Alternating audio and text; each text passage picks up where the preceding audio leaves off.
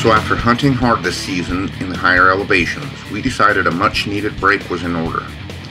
So Derek, Gary, Stephen, and I loaded up and headed to South Dakota for a dream pheasant hunt with Jim River Ranch. The drive took us near 21 hours to get to Redfield, South Dakota.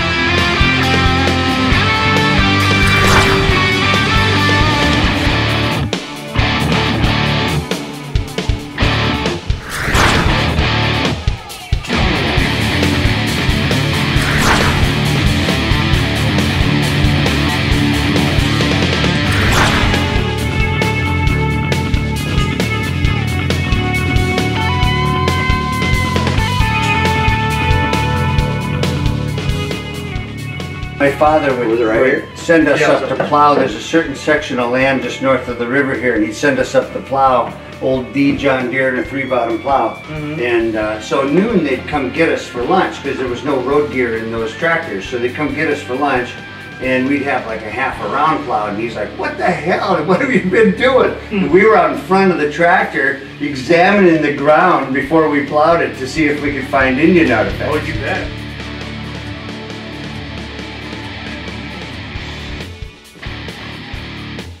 After a quick tour of the ranch house, we jumped right into hunting mode. Derek, Gary, and Stephen headed out for some pheasants, while I went out for some predator hunting.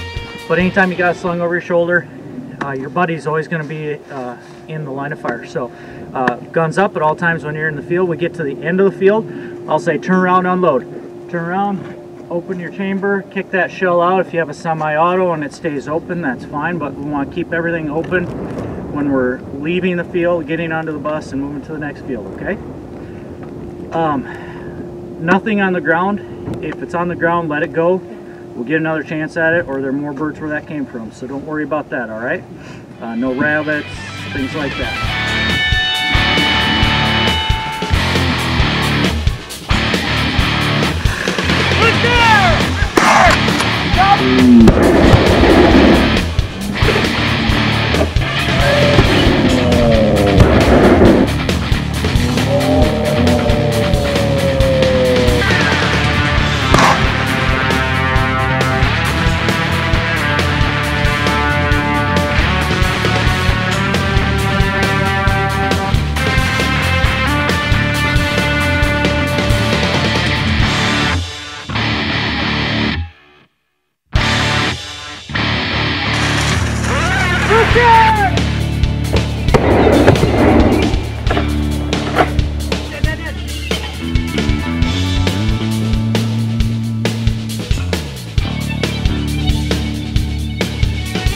The ends of the rows are all picked clean already.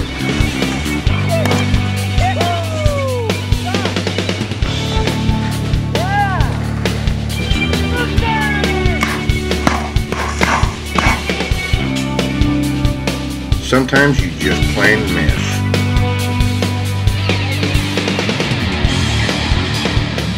The amount of waterfowl and game birds, coyotes, and whitetail are phenomenal at Jim River Ranch.